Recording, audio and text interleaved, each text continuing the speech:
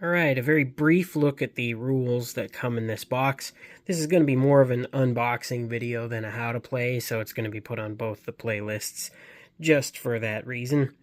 But the Stretch Goals box comes with a mission book. Inside this mission book is going to be some explanation of new elements to the game. It also comes with a dungeon campaign, a Necropolis campaign, and a tower campaign, as well as explanations of new map locations.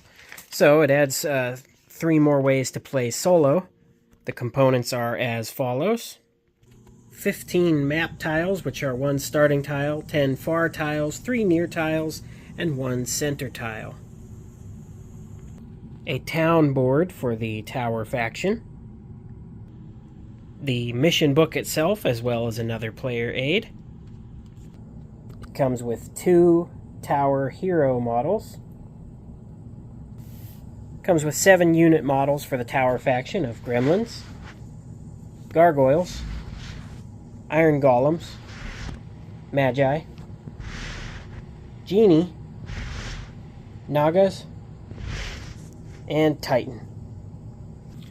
The Stretch Goal box comes with 7 double-sided hero cards: Brawn and Tazar,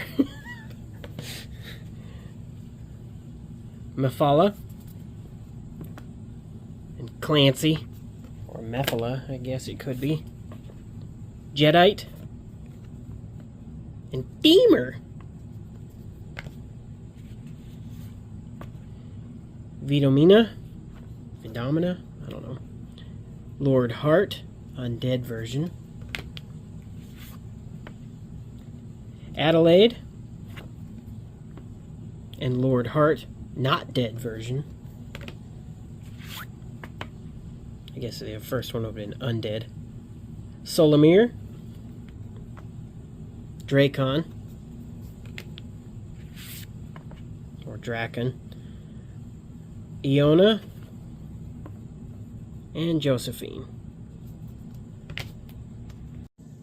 The 7 unit cards for the tower monsters.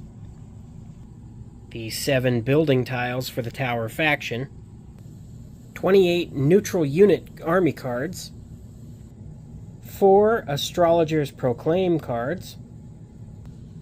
11 artifact cards. 7 spell cards.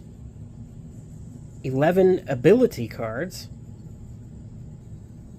42 specialty cards, 3 for the heroes that come in the Stretch Goals box. 7 statistic cards.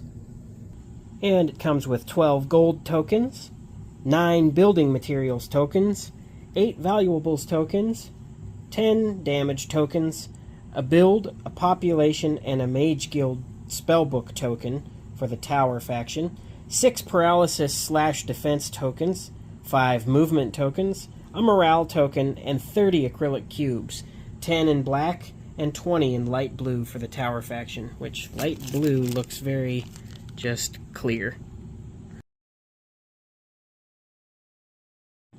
The Stretch Goals box offers several new elements, the first of which is the map locations. In Stretch Goals, you'll find more tiles with new locations to discover. The complete list would be on page 41 of the included book. There are 8 new locations in total. I won't break down what they do in this video, but that is one of the things that comes in the Stretch Goal box, is new map elements on the tiles. A new type of card introduced in the Stretch Goal box are permanent cards, with this infinity symbol here. These cards either provide you with a bonus or have a condition waiting to be met. When you play a permanent card, place it in front of you. It stays there until you either discard it or replace it with another permanent card. A hero may only have 1 card of this type at a time. Note that when a permanent card is in play, you can still use its effect, either basic or expert, but remember they do not stack. If you use the expert effect, do not add it to the basic effect. So, for example, this one is permanently +1 spell power for spells from the School of Air Magic.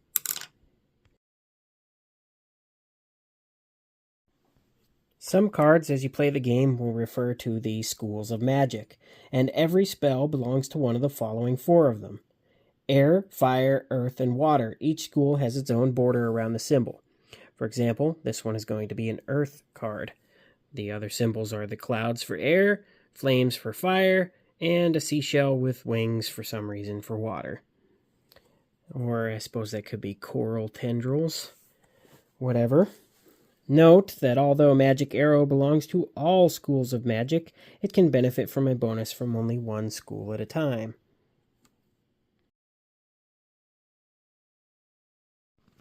At the start of the game, prepare all unit miniatures you wish to use. During combat, you may place them on top of corresponding unit cards to indicate each unit's position on the combat board clearly.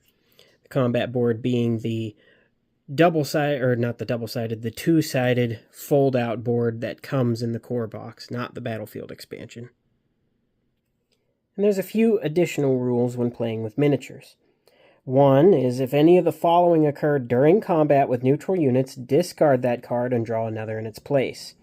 If any of the following are A, if you draw the same neutral unit more than once, B, if you draw any unit you already have in your army, or C, if you draw any unit from your faction. Number 2, while you recruit neutral units, you can recruit neither any units from a faction that is controlled by a player, nor any units that are already in a player's army. Discard that unit card and draw another. And that's a quick breakdown. I did not specifically go into each card that is part of, like, say, the artifacts and stuff. For a full component list, you may have to look online, or perhaps I will make a video in the future that is a compilation of all of the special stuff and rules that come in these expansion and optional boxes.